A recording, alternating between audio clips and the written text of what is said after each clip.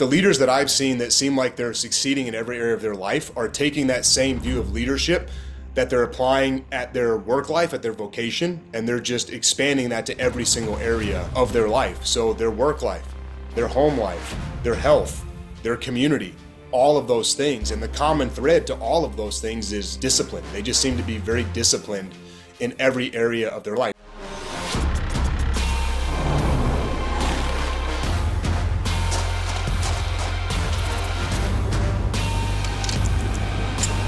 Welcome to the MTNTOUGH podcast, brought to you by Sig Sauer. What is up, everyone? Welcome back to another episode of the MTNTOUGH podcast. I am Dustin Diefender, host and CEO.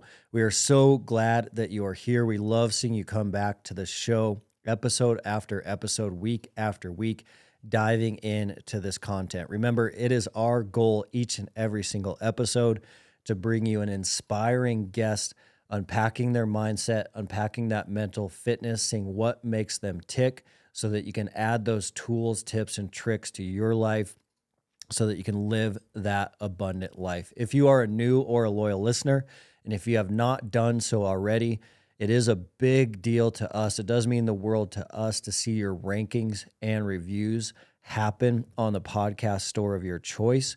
By leaving those rankings and reviews, we're able to incorporate the feedback you provide us. Additionally, through the algorithm, it does allow these episodes to get out and transform more lives. Switching gears now to today's guest. Awesome episode today. On the show today, we have guest Sean Glass. Sean Glass is a former U.S. Navy SEAL officer with 13 years of service and 3 combat deployments. He was responsible for SEAL training on the West Coast and mentored a tremendous amount of future leaders. After leaving the military in 2019, he became COO of a construction tech startup, helping it grow and foster a team-oriented culture. He now works as a leadership instructor with Jocko at Echelon Front, combining his military and business expertise to develop high-performing teams. Sean also co-founded Primal Beef, a Virginia-based beef company, and he lives in the Shenandoah Valley. So stand by for my conversation with Sean Glass.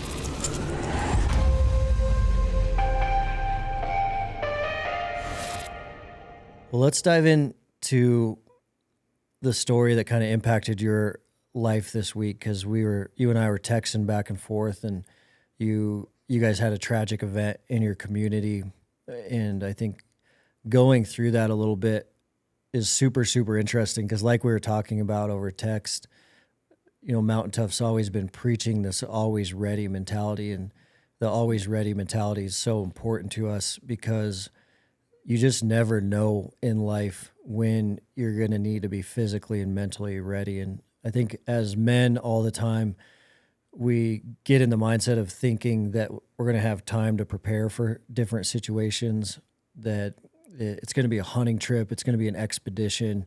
I'm going to have 6 weeks, 9 weeks, 12 weeks to prepare. But in reality, a lot of these things come out of nowhere. So kind of what unfolded at home throughout the last 10 days? Yeah, so I was not there for this. I was overseas in Spain for my day job at Echelon Front. But our school is it's a private Catholic school here in our hometown, and we have a very tight-knit community. And the school has an annual fall hike where they basically split the grades up, if you will, into capabilities. And then they have different routes for them throughout the Blue Ridge Mountains, which is where we live, kind of right in between the Blue Ridge Mountains. So kindergarten all the way up through the high school are out there in nature, putting in some miles. So the high school group was doing a hike that was supposed to be about 9 miles. And there's parents, again, very tight-knit community, very tight-knit school, lots of parental involvement. The fall hike it's a big celebration where we do the hike and then we all go over to a parent's house. They have a bunch of barbecues. They have like school games, kind of like field day type activities. So it's a day of celebration and basically just hanging out with each other. So the seniors, so basically, 8th or 9th grade and up, were all on a hike through the mountains, supposed to be about 9 miles round trip.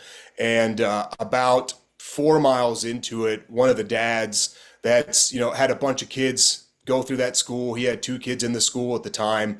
He's a father of 6, so 4 of his kids had already graduated. 2 of his kids were not luckily right there with him, but they were at the school hiking along.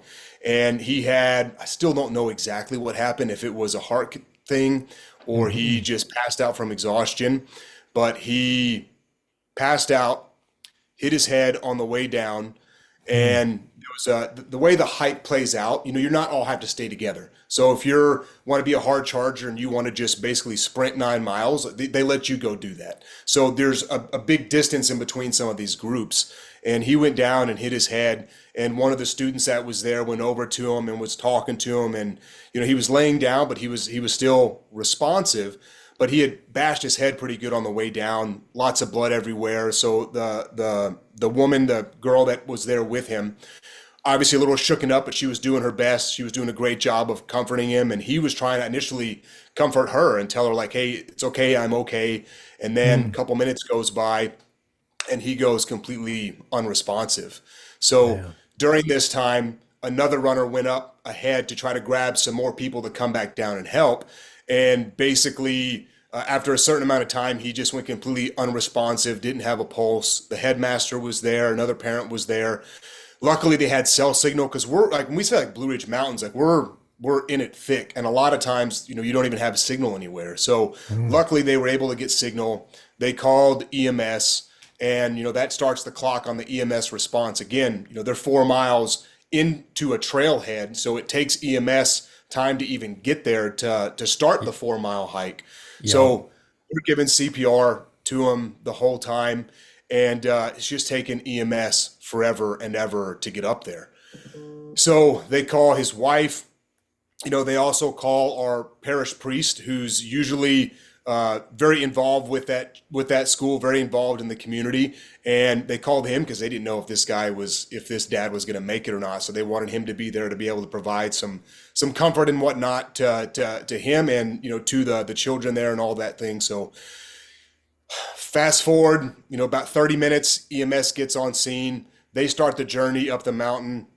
The parish priest gets there. He starts the journey up the mountain, and the boys who were there now with him, the high school boys, start kind of running down the mountain to see what the heck is taking so long. And what the issue really turned out to be, whether he would have survived or not, I don't really know. There's still a lot of things that we're trying to figure out, but EMS was completely unsat. They were all out of shape. They were all overweight, and they couldn't get up the mountain.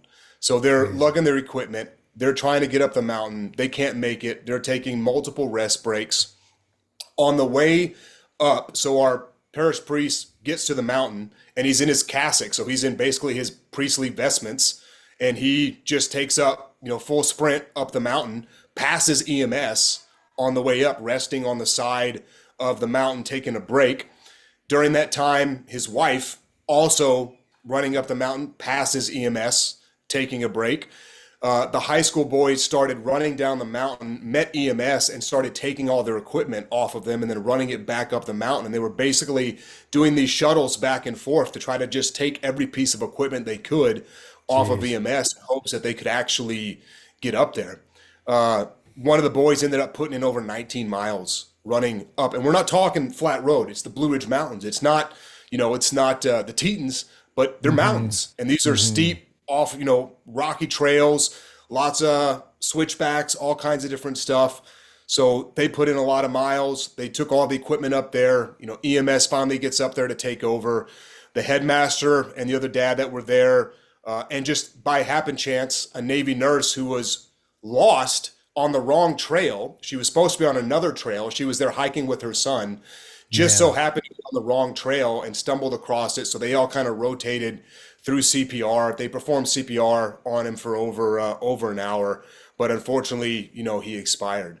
But those young men that were there were prepared, and the truth of the matter is, the EMS members that were there were completely unprepared. Imagine being a wife who gets a call that says you got to get here right now. Your husband is having some issues, and you pass the EMS resting on the side of the mountain. Like, what state of mind is that going to put you in? What else is that going to cause? What extra type of grief is that going to cause? So, you know, those guys not prepared whatsoever for the moment, caused a whole bunch of stress, caused a whole bunch of anger and so much of frustration.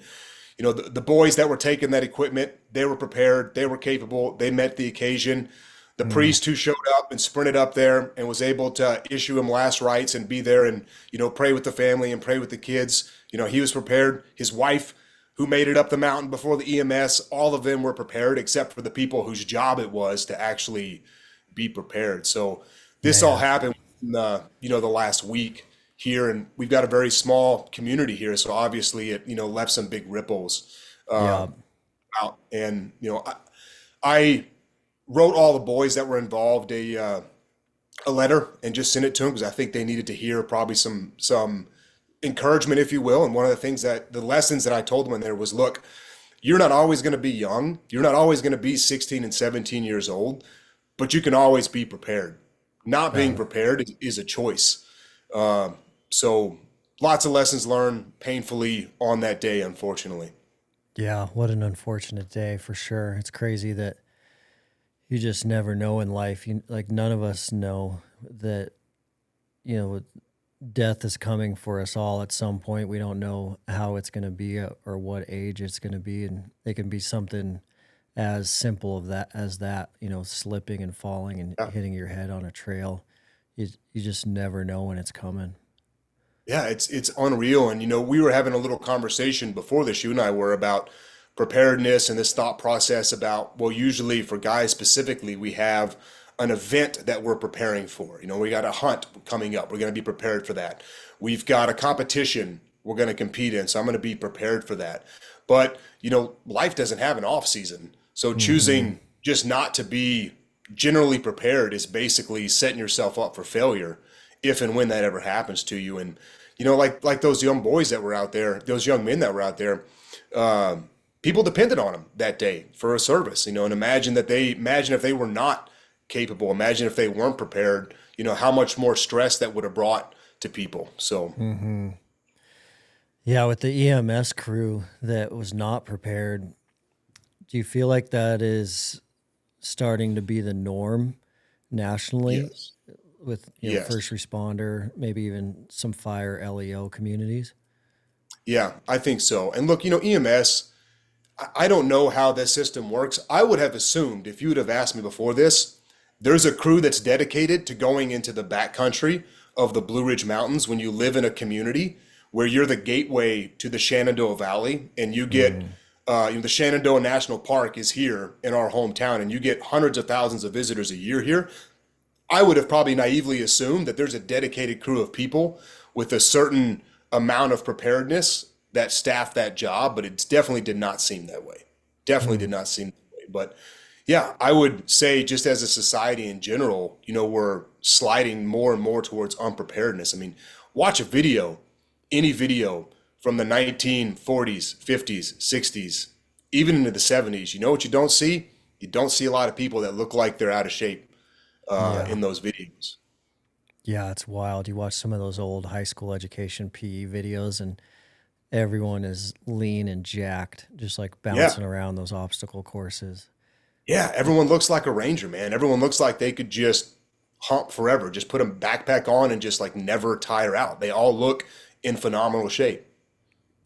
Yeah, it's really interesting because when Mountain Tough I went up to talk to Andy for the Change Agents episode, and what we talked a lot about was this concept of America, we need to talk. That was my theme going in, and it's so related to your story from this week and that always ready mentality. But the America, we need to talk was related to all these statistics we started finding that we all know they're all out there, but when you put some numbers on them, they are pretty mind blowing. And one of the statistics was like 83% of American men right now can't do one single unassisted pull up. And so you think about that, you think about less than 20% of men out there right now in the country can pull them themselves up to a bar once with their body weight. And statistics like that are jaw-dropping, but they don't connect psychologically always, because someone's thinking like, well, why do I really need to do a pull-up in my daily life, in my office job? But when you tie that to a story like yours from this week, like all these things matter. These things matter when you do need to pull a family member from a car, or you do need to get someone on a building, off a building. So it's not just to look cool in the gym. These things matter because, you know, the strength of our community is counting on some physical preparedness.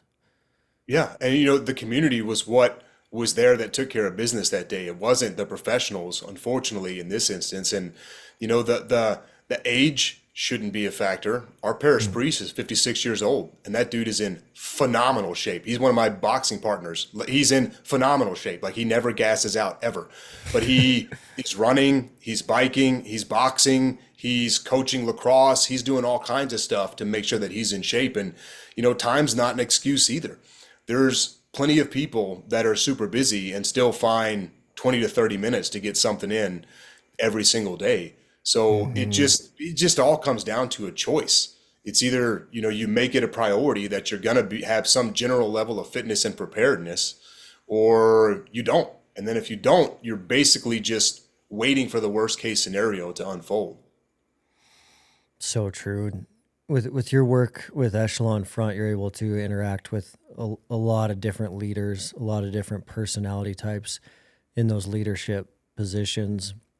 But when you think about globally, because I know you are traveling internationally for some of that work, but what do you tie or connect to on the individuals that are doing well that you're running into in these leadership positions versus individuals in our current culture that aren't doing well? So, you know, the guys that are able to stay mentally, physically, spiritually, nutritionally prepared versus those that aren't, because we all have the same information. We all can read the same articles. We all can access the same training gear. We can all access the same training coaches, but some people just cannot come out of that passive world. And that's always the $1 million question for me is, you know, how do we get some people to take action? There's plenty of education out there. They know that they need to, but they're just not taking that step. What's kind of separating those leaders from others? Yeah, I think that from what I've seen, the leaders that are doing very well in every single area of their life, at least it seems like to me in the brief interaction that I get with them, the snapshot I get, is they have a much larger picture of what leadership actually means. So some of the people who are very successful at work, you know, they're very, very successful at work. But if you were to ask me, do I think they're super squared away in every area of their life? Just looking at them, I could tell you, no, they're not. And I think a lot of that is they're putting so much emphasis on being a success at work, and that's how they're defining success for them. Is if this is what I'm good at, then I'm pouring everything into this, and as long as I'm successful there, then I'm accomplishing my goal. Which, look, if that's your driving factor, if that's what's motivating you is being super successful at business and that's all you care about, hey, awesome, if that's what you're doing. But the leaders that I've seen that seem like they're succeeding in every area of their life are taking that same view of leadership that they're applying at their work life, at their vocation, and they're just expanding that to every single area of their life. So their work life, their home life, their health, their community, all of those things. And the common thread to all of those things is discipline. They just seem to be very disciplined in every area of their life. They have a disciplined work schedule. They have a disciplined schedule with their family. They have a discipline. They're making sure they get good quality family time in with their loved ones. They have a workout schedule. You know, a lot of these people love to talk to me about my workouts and their workouts. I'm like, what am I doing? What are they doing? They're obviously disciplined in their diet. So I think it's basically just expanding the focus of what you consider success, I guess. Because some people are like, hey, work is success. If I'm successful at work, I'm making lots of money, I've got it made. That's all I really care about. And then the people that seem to be doing very well in every area of their life, I think that they take that same mentality and they apply it to their family, and they apply it to their health, and they apply it to their community as well. Hey guys, I did want to interrupt for a quick minute right here and let you know about some supplements I've been taking. I did shy away from supplements for a long time. I was always cautious about what they were made out of, where they were from, and who the team was behind the brands. But over the last couple of years, I've got to meet the team at Mountain Ops from top to bottom, and they are an amazing group of humans. I've got to know the CEO, Trevor Farnes, really well, and he is a mission-focused individual that cares about humans living a better quality of life so that they can have that abundant life. So over the last couple of years, he has helped me add some things that have changed the game for me. One of those things that I've added is creatine from Mountain Ops. It helps me maintain some muscle mass, but also it's a big player in cognitive function, one of the most researched supplements out there. Also, I've added reds, greens, and protein, all from Mountain Ops. What I found as a busy professional, always on the run, I do eat a whole foods diet for breakfast, lunch, and dinner, but on the go, it's hard to get enough vegetables, fruits, and protein. So I've added that from Mountain Ops, and it has significantly changed the game. I can feel it in my performance. I haven't got sick for a long time, and I can certainly feel it in my mental clarity as well. The last thing I've added is the Mountain Tough Hydrate product for the backcountry, for hunting season. When I'm in the hills, I do run short on those electrolytes. We even have a Mountain Tough flavor, the Mountain Tough Lemon Lime Hydrate, and that is a game changer for hydration in the backcountry. So I keep it really simple. That is all I've added to my protocol, and it has certainly helped me, and I certainly believe in the team and the culture behind Mountain Ops. They have started an initiative that's been around for a while called Conquer Hunger. Conquer Hunger is giving meals to hungry kids that aren't getting enough food, and they've given out over 6 million meals plus to kids through their Conquer Hunger initiative. So every order that happens at Mountain Ops, a percentage of that order goes to Conquer Hunger. So certainly an incredible company, an incredible culture. As a listener to the show, you do get an exclusive offer to Mountain Ops, so make sure you check that out. The offer is incredible as a first-time purchase at mountainops.com. So build your order if it's your first time. They are offering you a 20% exclusive discount. All you need to do is enter the promo code MOUNTAINTOUGH, all one word, all caps, for 20% off your first order at mountainops.com. You've been listening to the Mountain Tough podcast.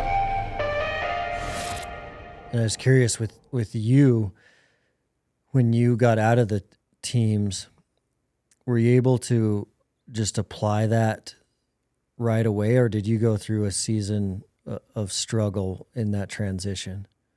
I did not. And I'll tell you why right now. I had a family, and my identity, as much as I love my community and as much as I'll always miss it and always be super thankful for all the lessons and adventures that it took me along with, I didn't get my identity from that after a certain amount of time. When I was a young guy and all I ever wanted to do was be in the SEAL teams, and I finally made it, I definitely got my identity from that. And I think if I would have got out during that period of my life or got injured and couldn't do it anymore, I probably would have had some struggles. But I got married very early into my career to my beautiful, awesome wife. We have 5 kids. And by the time that I got out, I wasn't defining success as just being good at my job in the military. Biggest success to me was being a good husband and a good father. So when I made the transition, I had a couple of things that were very advantageous for me. One of which was, like we were just talking about, I didn't define my identity as being in the SEAL teams. I defined my identity. That was a part of me. It was a very important part of me. But at the end of the day, as long as I had my wife and my kids, I was going to be perfectly fine no matter where we were. And then the other thing is, I cultivated a lot of good relationships and a lot of good friendships inside of the SEAL teams, and that helped as well during that transition period. So I personally did not struggle with it, but I really do believe the reason I didn't is because I didn't get my identity solely from being in the military at that point in time. Man, yeah, the identity piece is so powerful. Guys can go through some really rough seasons of that, and it's so easy for us to tie our identity to whatever we're doing, and it can cause catastrophic consequences sometimes. Yeah, absolutely. Absolutely, you can. Some friends of mine that had some difficult times transitioning, I really think that was why they did, is it was really hard for them to realize they weren't going to be a part of that community anymore. And look, any community in the military, it doesn't matter who you are and what impact you had on the community. The second you get out, that community keeps going. Like they're going to forget about you eventually because that's the way it has to be. Because there's bad guys that need to be chased down. There's things we have to keep, striving to achieve. There's training that we have to go on. So at some point in time, you're going to be irrelevant in that community. And you might have ties and friendships still there, but it's not the same thing. They're going to move on without you. And if you're drawing your identity from that, that's going to be a pretty tough transition, I would imagine. Do you think your faith was helpful in that transition? Oh, 100%. 100%. I wish I could sit here and tell you that I was, one of the people that just always feels like I hear the Lord's voice talking to me. I wish I was that. I tried during my prayer time, but I never really feel like I hear him saying, this is what I want you to go do, or this is the direction I need you to go. But in my life, doors have just opened up that I know that he's opening up for me, and I've just had some faith to walk through them. So, when I got out, when I was telling people I was going to get out, I had the opportunity almost right away to go work for Echelon Front. I had another opportunity to go work with another buddy who started a company up. So I know those were doors that were opened up for me to pass through. So 100% having that guiding principles of your faith help. And look, what does our faith also tell us? Life is tough. Life's not going to be easy. So having that mentality of, hey, the transition is going to come with some challenges for sure, but you've got your family and you've got your faith. And with those two things, I'm pretty sure we can get through anything. Yeah. Yeah, that's a big paradigm shift that helps a lot of people, is just knowing that life is hard and it's supposed to be hard. And that changes the game, because if you know that, especially from a faith perspective, that like through God's providence, he promises trials, and some of those trials are ordained just for us. And that gives you a new light on knowing that, like, when you know something's going to be hard, you're not getting blindsided. You're not getting surprised. We know that adversity is on the way. We're in it now, or it was just here. And that this adversity that we're going through potentially is specifically designed to make us who we're supposed to be. Then you can walk through it, not easily. It's still very difficult, but that paradigm shift does change the game for sure. Absolutely. And look, just to tie that back into what happened last week in our town, the letter that I wrote to those young men, the reason I wrote it to them was because I had a feeling that the resources that were going to be offered them by very good meaning people on how to cope and deal with that stuff was going to be not the message that they needed to hear.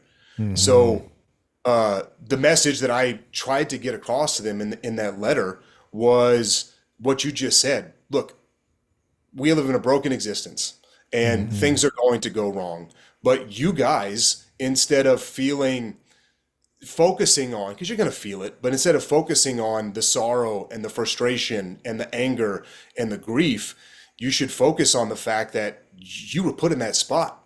You were put in that spot for a reason, to provide some comfort and care to that family as they were going through that through your actions. And you should be super proud of that. And you have to learn to temper those emotions of the sadness and the loss and the frustration with the fact that, you should be glad that you were there. You should be very glad that you were there, because if you weren't there, then that family who was already suffering would inevitably have gone through even more suffering and more sorrow if there wasn't those fine young men there, providing that service to them and running down the mountain and getting the EMS up there when they needed to be up there. So I was trying to just basically shift their focus to the fact that it's good that you were there. And this is not about you. It's about that family. And you were put in that position, and you were tested, and you were found capable. And that's going to benefit you throughout the rest of your life, to understand that you were put there for a reason and you came out on top. Even in the tragic situation, you, by your selfless actions and being prepared, provided untold amounts of comfort to that family that was going through that horrible situation. Oh, I love that so much, because like biblically, such like we were put here for such a time as this, and the Lord knows every hair on our head and knew us as we were created in our mother's womb. And so I think about, like, those boys were supposed to be on that mountain that day. And then even taking that further, we think about like America in 2024 and how we're certainly going through some very difficult moral dilemmas, but that same moral dilemma that we're experiencing right now nationally ties right back into that philosophy. Is like, we are here now for a specific reason. And even though a lot of things aren't going great out there, we were put here for this time, this month, this season, on this planet, in the state that we live, on purpose. And same thing, like switching that paradigm is crazy helpful. Yeah, I mean, it's really almost everything. Being able to envision yourself in that role, fulfilling what you're supposed to be fulfilling, and instead of focusing on all the negatives and the frustration and the resentment and all those different things, it really shifts your focus. That's what I think, at least for those young men, that's what I felt like they needed to hear. Hopefully, it's what they needed to hear in that moment. Was not the woe is me, not the oh my goodness, I can't believe I was there, I'm going to be traumatized forever. No, like, it's a good thing that you were there, and you need to be thinking like that. When you think back on your career with the teams, is there a major trial that you went through that stands out as a formational experience in your life? Man, my first platoon, we spent 11 months in Afghanistan, and very kinetic, lots of cool stuff going on. But there was one day that one of our partner force, as we were basically doing this big clearance operation, and we were actually embedding to live in this village. So we were doing a mission called Village Stability Operations, which means your platoon, 21, 25 guys, is going to embed in one of these Afghani villages, provide security, push the bad guys out, and then train up a local police force out of those villagers so that they can basically provide their own security. So we had done that for 6 months. We had basically cleared them out of this one area. So now we were going to split our platoon and go and set up another camp and try to do the same thing there. And on that embed, one of our partner forces stepped on a pressure plate and, blew both his arms off, blew both his legs off. And, I've seen lots of stuff by that point in time on that deployment. Again, it was my new guy tour, but that was, there was 2 Americans that were standing right next to him that, luckily were unscarred. But en route to clear to the HLZ, the Hilo landing zone, where a medevac bird could come and get that guy, which, by the way, our medics saved him, even with that catastrophic injury. He's still with us. Wow. But en route, clearing to that, 100 yards, they found 7 more IEDs. So before he stepped on that IED, I was walking around in that field trying to get reception on my satellite phone because I couldn't make communications with my sat radio. And I needed to check in with my leadership and let them know what was going on, what phase of the operation we were in. So I'm basically doing railroad tracks, just walking back and forth all in that field, trying to get cell reception, with satellite phone reception. And I finally get it. I call him, and about 5 minutes later, he steps on that pressure plate.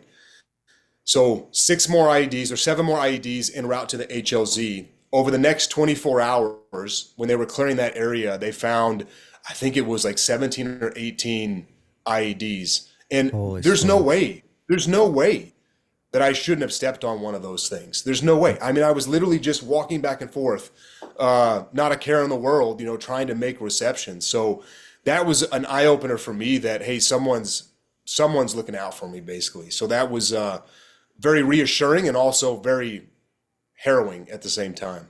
Man, that's crazy. Yeah, you just zigzagging through there trying to get service without stepping on one of those. Just, you hear that a lot in a lot of combat stories and scenarios where there is that feeling of like God being there with you, or God overwatching you. It's crazy. Yeah. Yeah, that same deployment on a piece of high ground, I was what we call assistant officer in charge. So I was one of the squad commanders, my platoon commander. We were doing another clearance, and he was on the high ground, so he could control the comms and the aircraft and all that stuff. And he's basically just squatting there for about an hour, and he looks down and dusts the ground off where he's standing, and he's literally standing on an explosive charge that he just hadn't triggered yet. So the realization that sometimes it comes down to like that game of millimeters it'll make you think. It'll make you, grateful, and it'll also make you rethink things. And how many years were you in? I was in for 13 years. Wow. Awesome. And then did you always kind of know that is what you wanted to do when you were a kid growing up? Yeah. So, I grew up 80s, 90s. There wasn't really a whole lot of information out there about really any special operations forces whatsoever. There was no YouTube. There was none of that stuff. So I found out about the SEAL team specifically through a book. So I was an avid reader, still am an avid reader. So I was in our Corsicana, Texas public library, and I found this book that looked awesome. It's a guy on the cover with a bandana on. He had tiger stripe camo paint. He was holding a machine gun. He was clearly in the jungle. I was like, I'm going to read this sucker. And it was about SEALs in Vietnam. And that kind of did it for me. Once I put that book down, I was like, this is it. Like, this is what I want to try and do. So I knew from a very young age, fortunately, again, I do believe that was God's hand kind of giving me that vision for my life, because it set the entirety of the rest of my life in motion, because the SEAL teams gave me literally everything that I have, literally. My friends, my family. I met my wife because of that. I have my kids because of that. The job that I have right now was because of that. The experience that I have, everything was because of that. So when we talked earlier about, God cracking open a door and then making the choice to either walk through it or not, I think that was really the first door in my life that got cracked open. That was kind of up to me whether I was going to actually try to walk through it or not. And you kind of knew right away that you were going to walk through that one. You were going to give it a shot. You were going to train up and try to make it happen. Yeah, I know it sounds weird, man, but look, there was something inside of me when I read that book that just came alive. Like, I had not felt anything like that before. This all-encompassing sense of, this is what I want to do. Like, this is what I want to pursue at a very young age. And I feel so blessed to have had that happen to me, because, I got lots of buddies who did not have that happen to them. And, even all the way through college, they were still kind of floundering on what they really wanted to do. Like, they were doing the right things and they got to very good places, but they didn't have that focus, the vision of, this is what I want to achieve. And for me, because I had that, I mean, a lot of things become easier. Distractions go by because you're so focused. Choices become easier because you're so focused. So I count myself very, very blessed to have that experience.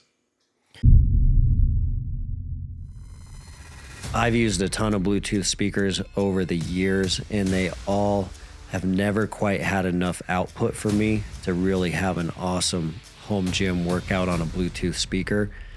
but the Turtle Box is in a whole new ball game. They have leveled up this product, so the bass and the output you get out of a Turtle Box is quite amazing. It's funny how we started using them at the lab. We had an awesome sound system at our new lab here in Bozeman. We were using it so much, we actually blew our brand new system out. We went right to the Turtle Boxes. And so we paired two together in the lab. And that was a lot of output for the Mountain Tough team and all of our testing to have phenomenal sound in our gym for a great workout with great music. We know there's a ton of Mountain Toughers training in their basements, in their garages, and I know a lot of you are looking for great sound to play some music in the background to your MGDs. This is a great product for you to check out. Turtle Box is at a whole new level. The bass and the volume you can get out of that box.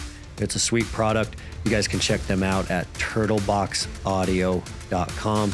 Use promo code TOUGH for a free Turtlebox hat with the purchase of a Gen 2 speaker. The hat must be added to your cart before entering the promo code TOUGH, TOUGH. You've been listening to the Mountain Tough Podcast.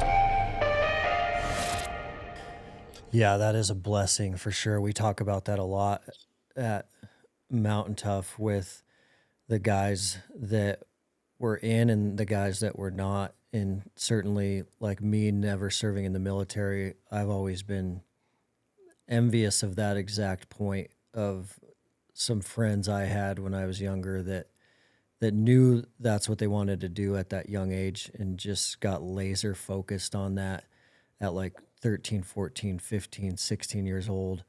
They had that laser focused vision where a lot of us and other guys are kind of floundering around a little bit, and it took much longer to figure it out.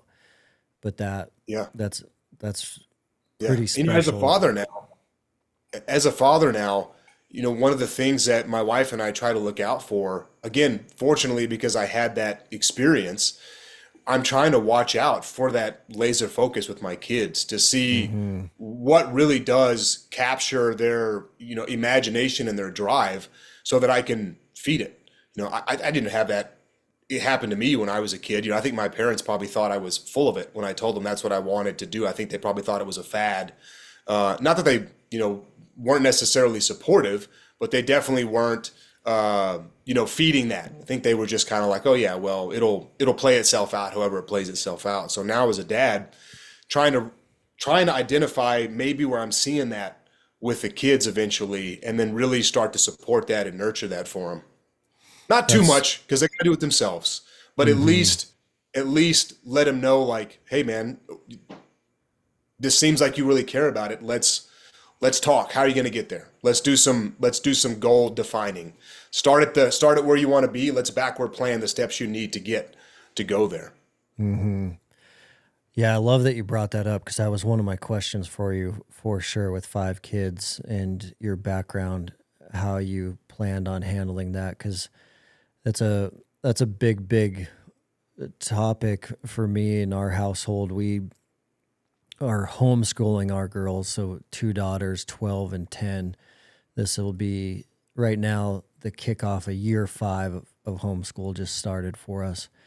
But one of the reasons that we fell in love with it so much is that topic of we're able to identify what they're really passionate about and pour gas onto that passion and pull some of the other stuff out that we realize that they have no passion for. And that gets me pumped up, because if you look across your life now, normally what everyone will see is that those that are doing well in finding meaning and purpose in their job or their career or their life, like 99% of the time, they're really good at one area that they're very passionate about. And rarely does that area have to do with what we were taught in elementary or middle school. It's usually a lot of self-taught stuff, a lot of self-directed topics. And so, that's the story of Mountain Tough for me and many folks on our team. They were very interested in videography and they were very passionate about it. And so they were able to build this whole career out of it. And so I think with my daughters now understanding that, I think about the earlier that we can figure some of that stuff out and the earlier we can pour gas on it, the better. Because if you can start a small business when you're 16 instead of waiting till you're 26 around your passion, that's a big changer in the trajectory of where you're headed. And so that's super cool. You're doing that with your kids. And even if that business doesn't work out, that's awesome. I mean, look at all the lessons they're going to learn and take away from that to begin with. And it's awesome to hear that you're homeschooling your kids. We got a taste of that during COVID when we were still in California and they lost their minds and like literally everything was shut down. And it was remarkable how little time you actually have to spend in a book to get the exact same amount of information that they take 8 hours in a school day to get. And it also gave us a tremendous feeling of comfort because, if we ever wanted to take a year off and tour the world, man, we could do it. And, you put in an hour or two every day and the kids are going to be just fine. And the lessons they're going to learn in all those other different areas are going to dwarf the lessons they're probably going to learn at school. And I can't let my kids listen to this podcast because I'm about to say something I don't want them to hear me say just yet. But I don't actually care how they do in school. And let me kind of categorize that. Yeah. I don't care if they're straight A students, if they're not capable of being straight A students. Now, if they're not putting the work in that they need to put in, that's a whole different story. But school's not going to be what drives success for them. It's going to be their personal habits, their work habits. Though there's things that I think they learn in school, whether it's homeschool or in, a good school like we have in our community that will help nurture that. But, it's more about the habits that they form, the love of learning, work ethic, applying yourself, even when you might not like something or might not want to do something. So if I see my kids doing those things and they're not making the best grades, I don't really care because their high school experience is not going to be what determines their success in life. I get to go work with a bunch of different companies at Echelon Front that are doing hundreds of millions of dollars in revenue each year. And the people at the head of those companies a lot of times don't have any type of formal education past high school. They were skilled trade. They saw a niche. They filled the niche. They grew their business. And now they're employing hundreds or even thousands of people. Are there certain professions where you need the paper? There's certain professions where you need the paper. But I don't think that paper's not what made you successful. It's the habits you had to get to be able to earn that paper that's really going to determine whether or not you're successful in life or not. Yeah, isn't that crazy? I mean, the system doesn't always take us down the right path. So much of what you see now that separates someone from the pack is definitely work ethic. I think about my girls and I think about if I can just have them coming out of our household when it's time for them to leave with a strong work ethic, that alone, when they look around their peer group, is going to put them 90% ahead of everyone else. Just that characteristic. And then the other big one you see is communication. Can they communicate with adults? Can they hold a conversation? And if they leave your house with a very strong work ethic and the ability to communicate with anyone, they're leaps and bounds ahead, and they're going to do so well. Yeah, absolutely. One of the things that I really love about the town that we live in, specifically our parish and our school where most of the kids go from, the parish community, is the kids are super outgoing. They can have a conversation with anybody. And not just my kids, like the community's kids. And I think the reason is they're not looking at their freaking phone because they don't have phones. They're not on a tablet. They're actually out playing games. Look, the social calendar that my kids have in this town is ridiculous. The miles that I've put on my truck and we've put on the minivan. Just getting people back and forth to different events and gatherings is insane. But it's awesome because when they get there, they're not playing video games. They're not watching a movie. They're running around someone's property. They're playing airsoft. They're playing rugby. They're playing soccer. They're playing tag. They're playing flashlight tag. They're doing something. And those social skills just start to naturally develop. And because it's very communal and family oriented, they're around adults all the time too, which, sometimes the adults are like, hey, that's your area over there. The adults are hanging out. But more often than not, they're just kind of intermingling and they're learning how to have conversations with people. Yeah, it's so important. Just kids need to drink more milk and play outside, and they're just gonna crush it right now compared to their peer groups. Oh my goodness. Yeah, they're gonna, be standing out for sure just with those two traits. I did want to hear a little bit about how you got out and got working with Echelon Front. I think that's it's super fascinating to me just because I love leadership and studying leadership, and I know that is what you guys do. But how did you land that, and what does it look like to work there? Yeah. So, couple of things to talk about like how I got there where I was, but I've always been very, I've always had the benefit of good mentors and then people that look out for me.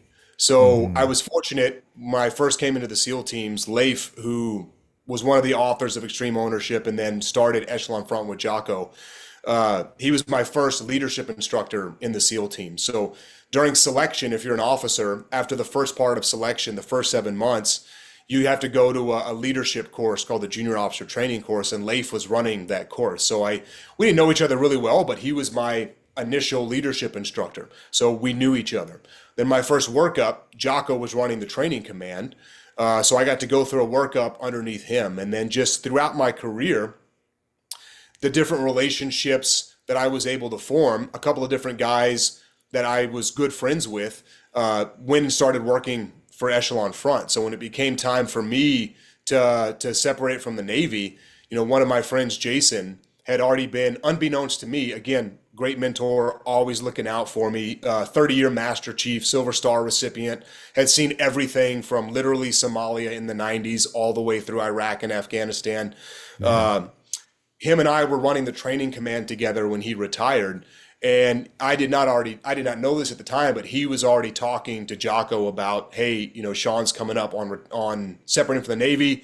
You should talk to him. He'd be a great member for the team. So then Jason starts working like good Master Chiefs and senior enlisted do without you really knowing that they're doing it.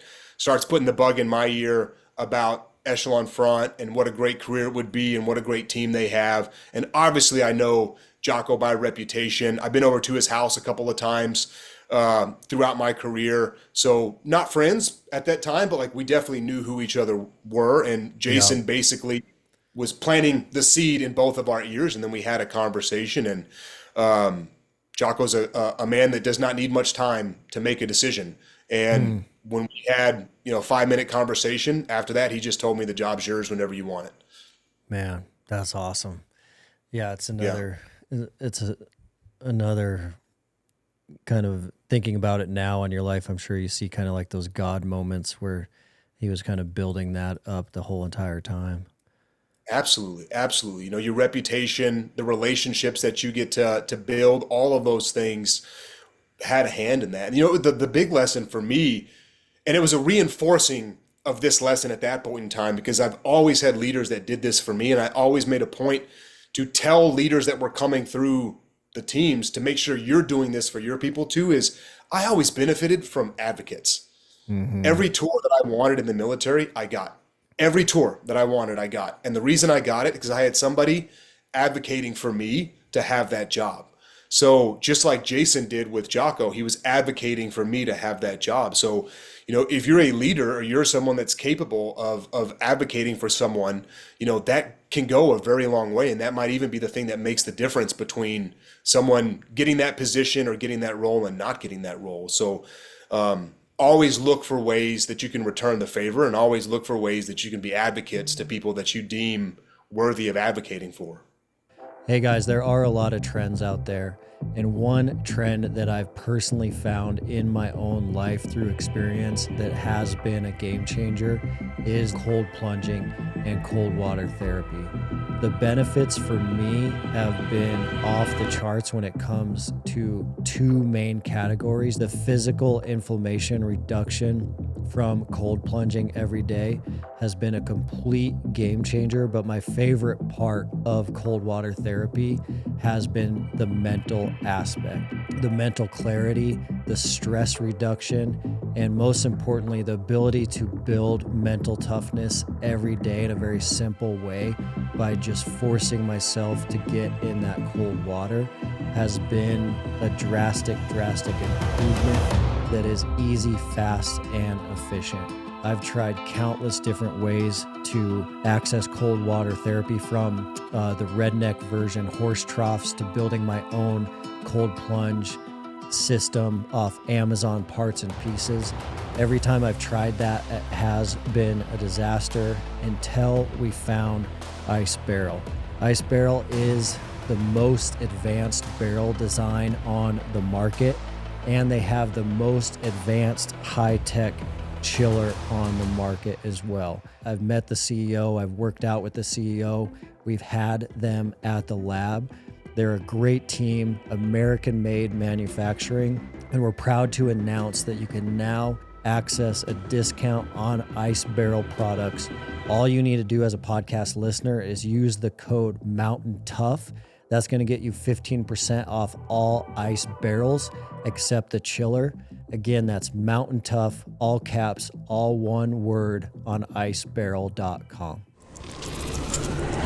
You've been listening to the Mountain Tough podcast. Yeah, it's so powerful. I mean, it can change someone's entire life by just vouching for them and speaking up for them and encouraging them and endorsing them. It's a big deal. Oh, absolutely. Absolutely. And so what does your work look like there? You're kind of flying in, working with leaders, helping solve problems. Yeah. So most of our work is tailored towards, I would call it leadership training. So we're working with the leaders of different companies and basically building out and teaching and giving them a foundation for what good leadership looks like. So average day could be spending 7 to 8 hours with a company, and that could be the leadership of that company, that could be middle management. Sometimes that could be all the way down to the frontline workers, but we're there with them, listening to them, doing some problem solving. But really the overarching goal is to lay a foundation of leadership where everybody has the tools that they need to be successful in that role, whatever their role may be. And working with frontline workers a lot of times, and you're talking about leadership, gets people kind of like, well, those people aren't leaders. Why aren't you working with the senior executives or the management or the frontline supervisors, which we usually do? But those people are leaders.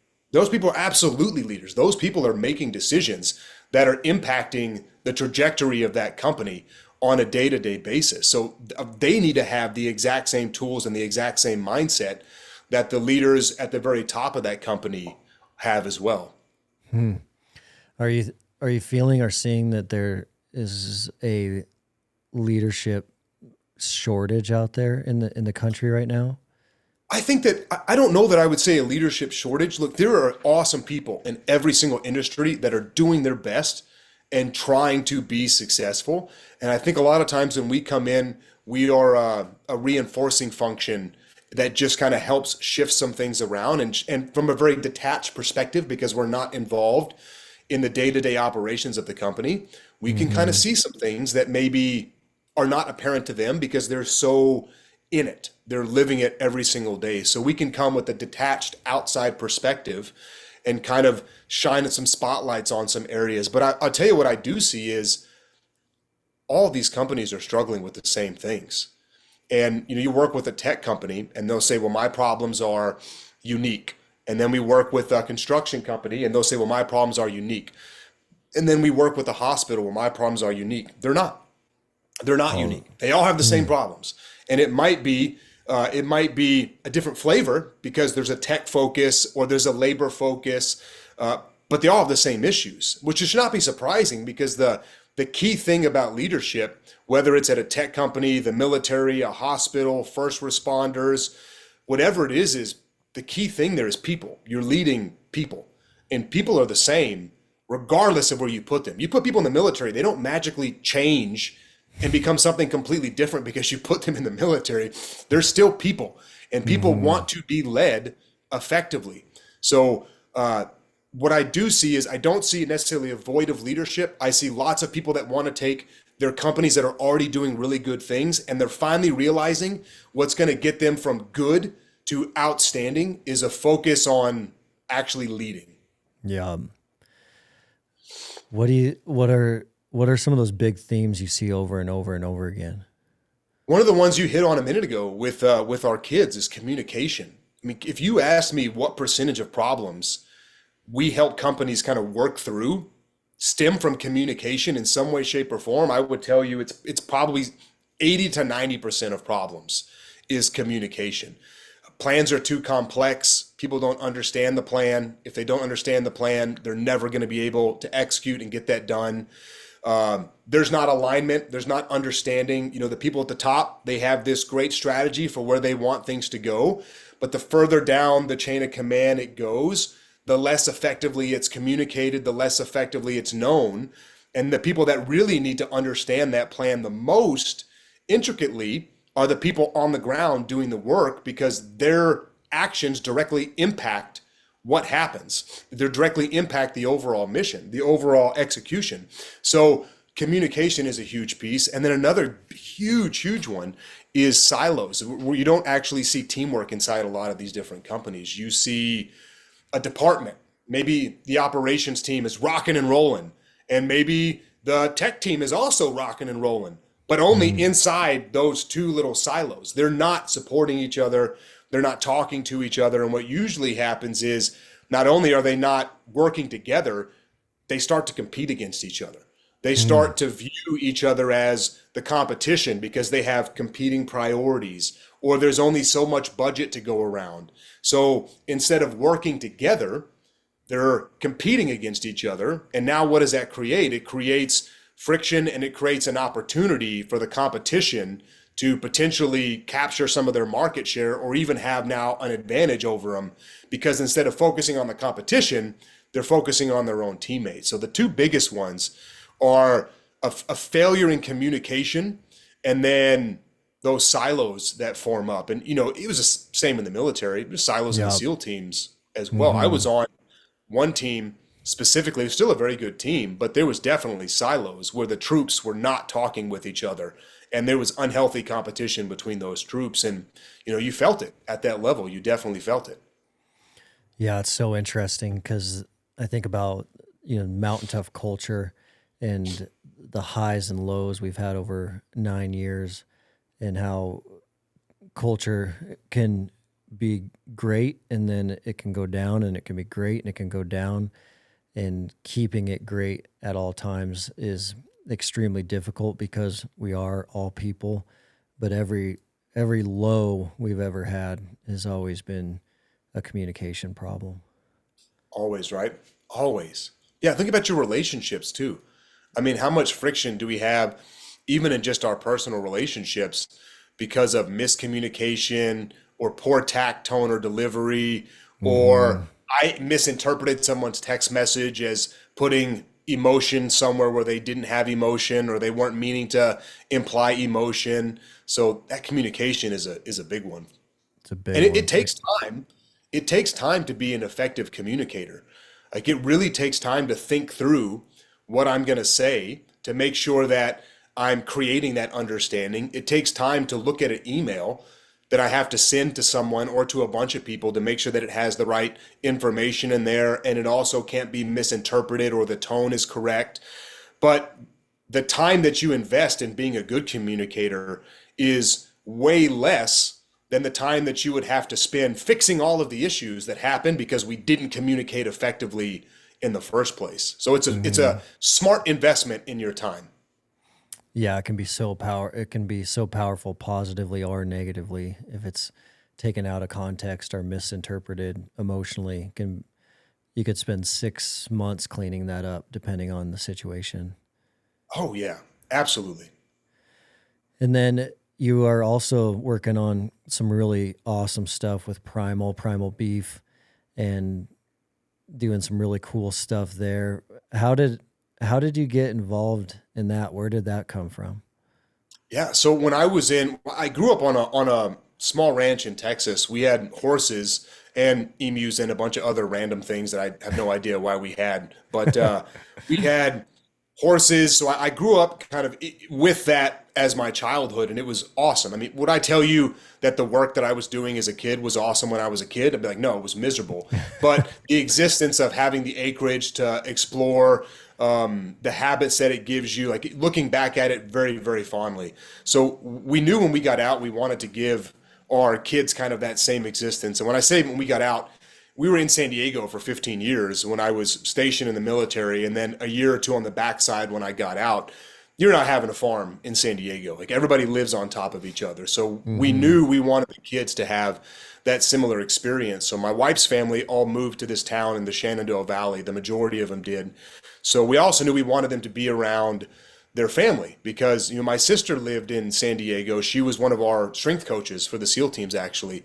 But that was the only family unit that we had around.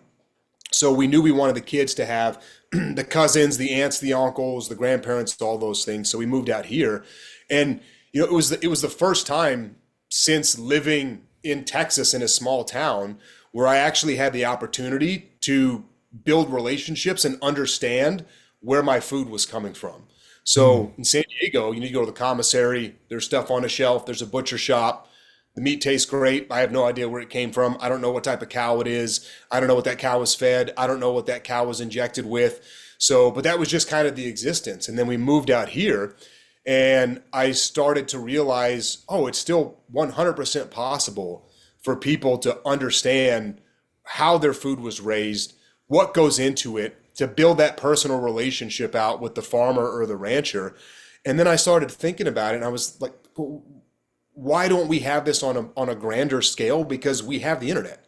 The internet is the thing that should be the bridge between those two worlds for people who don't live in those small communities, which is most people in the States now don't live in these small, tight-knit communities where you can know your rancher, who's your neighbor, and where you get your eggs from and where you get your beef from. So that was really the genesis for starting Primal Beef.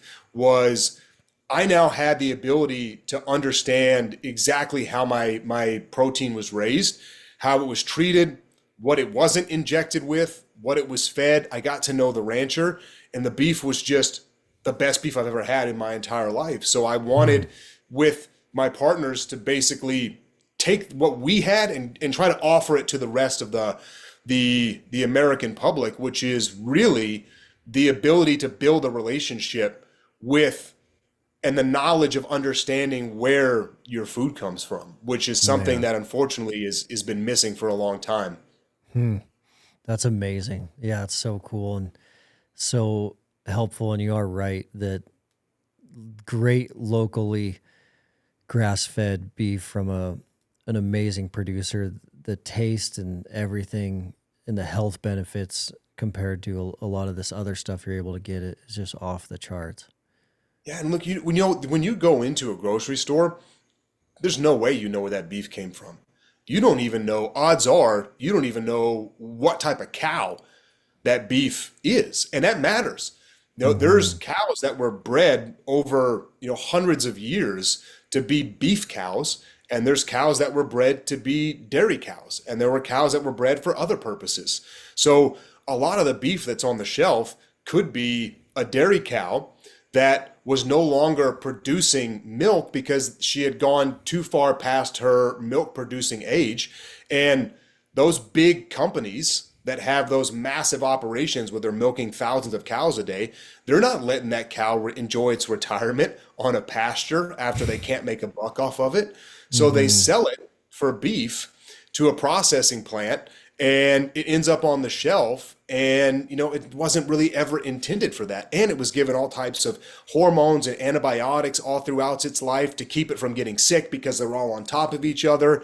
And it's just a really bad situation. And then, there's four major companies that own somewhere between 80 and 90% of all beef production in the United States.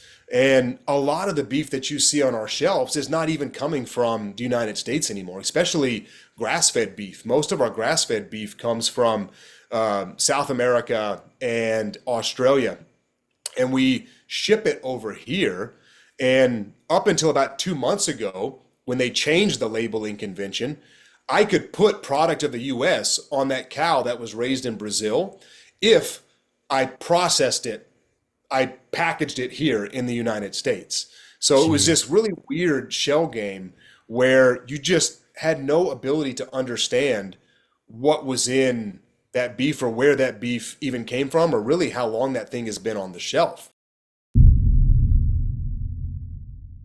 Mountain Tough is the fitness app trusted by the dedicated. Mountain Tough ethos is backed by, we've always wanted to be the best in the world at helping our customers become more mentally tough. So inside the Mountain Tough app, you're not only going to find all of our physical training programs, but you're going to find additional training as well so that you can stay sharp physically, mentally, spiritually, and nutritionally. The Mountain Tough app also allows you to train no matter where you are, anytime, anywhere. Additionally, the Mountain Tough app is going to have programs from beginners all the way up to elite athletes. And all of our programming is structured in a way that you can start with no gear at body weight, and you can go all the way up to programming that is full gear. So you can do that in a robust home gym or your local gym. There's no excuse for you not to start today. With Mountain Tough, you can conquer your goals with the ideal program for your lifestyle and schedule. Train with equipment or just your body weight on your phone, tablet, TV, or web browser. Most importantly, Mountain Tough will help you train your mindset so you are always ready for anything life throws your way. Mountain Tough is offering the Mountain Tough podcast listeners an incredible offer. 6 weeks free on the Mountain Tough app. All you need to do is use the code MTNTOUGH to redeem your 6 weeks of training. That'll be a 14-day free trial plus a whole additional 4 weeks of training. Just go to mountaintough.com and enter code MTNPOD for your 6 weeks free on the best-in-class physical and mental training app.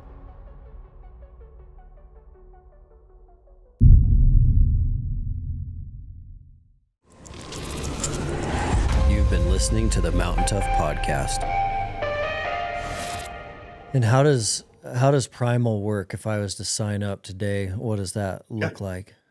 Yeah, so it's a couple different things. So we're mainly a subscription based. We offer people subscriptions and you get a discount for that, but you don't have to subscribe. A lot of our customers will just do, a box order whenever they want a box, but we've basically got curated boxes. And then we have a build your own box as well, where you can kind of put whatever you want inside the box. So you go to the website, primalbeef.com, you pick out which box you want, or you build your own box, and within 24 hours, that thing is moving towards your door. So if you order before 12 o'clock Central Standard Time, that order is going to get packed and shipped that exact same day. And if you order at 12:01, the next morning it's going to go out. So we were trying to make everything that we did from a customer standpoint the easiest and best experience that a customer could have. So we knew that it's the best beef that you're ever going to have. We knew the beef was going to speak for itself. So then, it came to, well, how do we make the customer experience the best that we can? Well, let's make sure that they get free shipping. Let's make sure that they have some flexibility.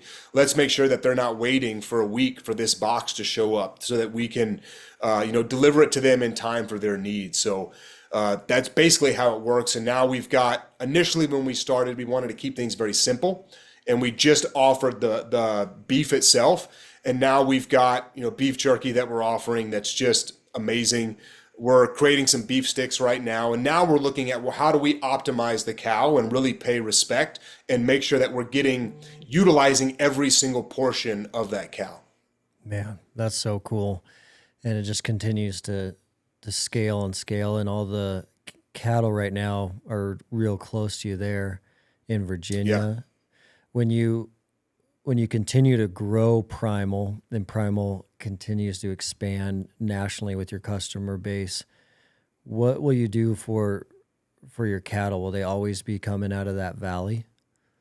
I think so, because there's something special about this valley. There's something Mm-hmm. special about the beef that's produced here. I mean, if you've ever spent time in the Shenandoah, there's no greener place in America. I mean, it's insanely lush. And a big piece of that is just because of the terrain, the topography. The Chesapeake watershed is not that far from us, and it pushes way inland and then breaks into all these different water sources and tributaries that just flow throughout the valley. So you're getting this nutrients that's basically originating from the ocean and then being filtered through all of these different watershed systems into the valley. And then Mm-hmm. because of the unique climate of the valley, where you've got the two mountain ranges, the Blue Ridge kind of anchor everything in, and the Shenandoah runs right through the middle of it. You've got this really unique kind of microclimate where everything just grows. So I've got 35 cattle, 20 between 23 and like 35 cattle at any given time on my 60 acres. And certain times a year, those cattle can't even keep up with the The grass. I have grass. to mow the pastures down because it's so lush. So I think there's something very special about the beef that comes out of the Shenandoah. So if we get to a point, God willing, where we can no longer just source from that one farm, that's a decision point that we have to make. I would like to just help that one farmer and invest in his operation and help him grow. But Mm-hmm. if we can't do that, if we grow past that, consistency means a lot to me, because a lot of these other e-commerce beef businesses, because they're sourcing from a lot of different places, the customer's experience is very different every time they order a box, because a cow raised in Texas is going to taste differently than a cow raised in the Shenandoah Valley, as is one that's raised in Nebraska. They could all be great, but they're all eating different things, and that matters. That translates to the Yeah. taste and texture of beef. So the quality and consistency is really big for us. So if we can't help him grow his farm even bigger, then what I would like to do is take his system and find another farm in the Shenandoah that we can then replicate that system to make sure that the customer's experience is always the exact same thing. Yeah, I love what you're doing so much because even at Mountain Tough, we talk a lot about eating whole foods, knowing what you're eating, knowing where it comes from. And at Mountain Tough, a lot of times we're encouraging that through hunting with so many of our customers harvesting an elk or harvesting several deer per year. And we know that the great benefits of like harvesting an elk with your bow and archery season is you know exactly where that elk was living, you know exactly what that elk was eating, you know that you're going to process that and that is what your family is going to eat. But at the same time, that isn't the reality for all people. That's not the reality for all mountain toughers. That's not the reality for all Americans. That you don't get an elk tag every year. You don't get the chance to hunt elk every year. You don't have the time. Sometimes you're unsuccessful. And so having other great options, especially for our family sizes, where like our household, one elk gets us through about 80% of the year. And Mm. so we still are looking for, great beef options and great pork options. And, certainly someone with 3, 4, 5 kids is looking for more than that. And so what you guys are doing is awesome, man. It's super, super cool. I appreciate that, and it's been awesome. Not one just to kind of build your own business with Jocko and Paul and Declan, who are the other partners, the other founders, but it's been very rewarding and such a huge blessing to actually to get to realize that we are feeding Americans, which is Hmm. something I never really thought 10 years ago. If you asked me, was that would be something that you were doing, I'd been probably told you no, I was still going to be in the SEAL teams. But the rewarding feeling of getting up and looking at the names, because I look at every single person's name that places an order. I get up every morning and I look at all the orders that we have come in, and I get to see people's names, and I see the beef that they bought. I'm like, man, that's we're genuinely feeding the American public amazing beef and fueling all their different adventures. And it's been quite the rewarding experience. And, like you said, especially someone that's very active like yourself, it all comes down to what you're putting in that system. Yeah. And since we moved out here, so I would get my blood work done about every 6 months for the past probably 6 or 7 years. I've been in Virginia for 3 years, and then I was in San Diego for 15 years before that. My blood work over the last 3 years has changed astronomically, and I'm Dang. doing a lot of things that a lot of doctors would tell you not to do. I eat beef every single day. I eat probably a pound of ground beef every single day. And my cholesterol is amazing. My testosterone is higher than it's ever been. I feel amazing. And I'm 6 years older than I was when I first started doing all of these things. And I feel great. And I know a big piece of that is because the good fuel that I'm putting in there with the beef that we have access to. We have our own chickens and our own eggs. Our neighbors have pork. We've got a garden with vegetables sometimes when we can actually get them to grow and the deer don't eat them. But I know that a big piece of why my blood work has changed and why I feel so good is because of the fuel that we're putting in our system. And, I too would like to get an elk every single year, but there's not too many of them running around Virginia and it's hard to get out west for me. So, between a couple of whitetail that we can grab and then just all the good farm raised meat that we have access to out here, it is a game changer for your overall health. It's huge. I think we could talk about that for hours, but the statistics again on that type of conversation are also mind-blowing with what is going into our bodies nowadays without us even knowing it, and how it is impacting our society. It's crazy. Like the national low testosterone epidemic right now is happening to younger men regardless of like a high protein or low protein diet. But it does matter where that protein is coming from. And then you'll see crazy statistics as well as young girls going into puberty 3, 4, 5 years earlier than normal because of the different chemicals and compounds and substances found in our food. So what we put into our bodies, not only is it a game changer in just human performance and the goals we're trying to achieve, but it's profound, the negative impacts it's having when we're not paying attention. And what you guys are doing is it's given someone a great option to make a good decision. That was really what we wanted. Our mission success for us is giving our fellow Americans the ability to understand where their food comes from and understand that every time they serve a meal, that they can feel good about serving the beef to whoever's coming in there, because they can, if they chose to really nerd out on it, they could tell them the ranch that it was raised on. They could tell them what was not given to those cows. They could tell them what those cows were eating and grazing on. They could tell them where it was processed. They could tell them all of those different things. They could tell them how long it was dry aged, because all of these things are on our website. The stuff that you just said with the food, anyone who has kids sees what happens to kids when you put different foods in them. You put something that's got a lot of sugar in it in a kid, this is what happens. And then it just immediate crash afterwards. You load them up in the morning with a bunch of carbs instead of giving them some good protein and good fat, and they're just tanked throughout the rest of the morning. Yeah. It's probably has the same effect in adults, I would imagine. We probably just emotionally regulate ourselves a little bit better than we did as kids, but it doesn't take a scientist or a researcher to realize that the things that you put into your system have a profound effect on how you feel and how you behave throughout the day. And are you guys also doing some work with a nonprofit? Are you doing the C4 Foundation? Yeah.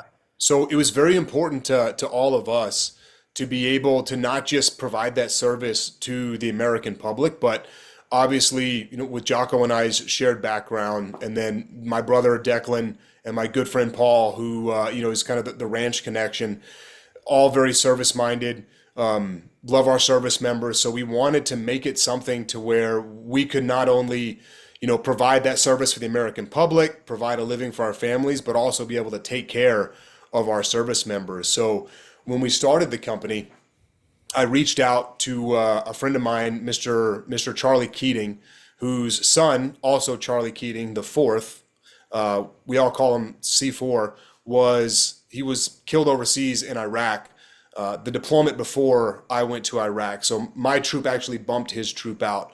So he was killed overseas in the fight against ISIS, and his father, Charlie, started a foundation in his name called the C4 Foundation. And the C4 Foundation's charter is to provide services to SEALs and their families that they can't get anywhere else. So they bought a very large ranch, about 500 plus acres in the mountains outside of San Diego, and they've basically built this escape for SEALs and their families that they can come up to this little slice of paradise, decompress, get different services, whether it's mental services, health services, all these different things, and really just make it kind of an oasis where they can be together and just kind of decompress from all the stresses that come with being in the military. So I asked him if he would be interested in partnering with us and allowing us to provide a service to C4 and to the SEALs, and he said yes. So very grateful to Mr. Keating and his team. But now every time anyone buys a box of beef from us, we take a cut out of our inventory and we donate that cut of beef to the C4 Foundation, and they in turn deliver that beef to the hands of a SEAL and their family. So you're not just feeding yourself, you're also feeding our service members. And it was important to us that we didn't try to hide the cost of that cut in the box of beef and pass it over to the customer. That comes out of our bottom line. So that's beef that we're not able to sell and we're not making a profit off of.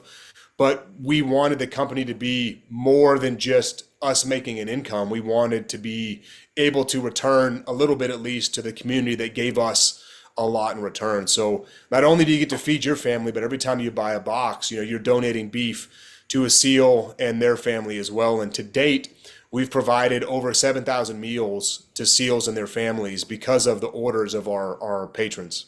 Man, that's amazing.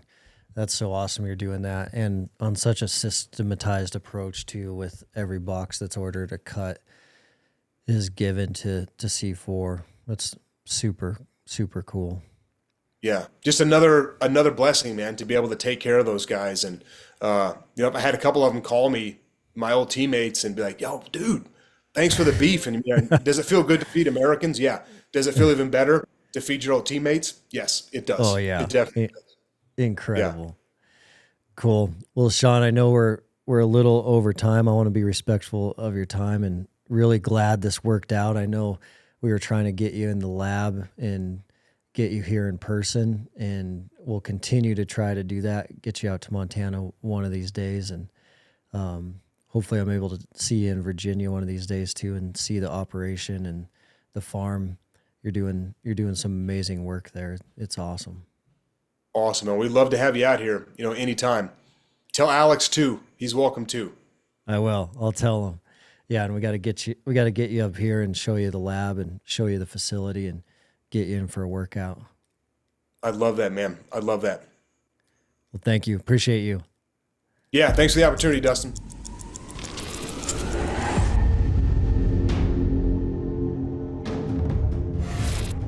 What a powerful conversation with Sean. Thanks for being here. Thanks for diving into this episode. Remember, every episode we are looking for that golden nugget.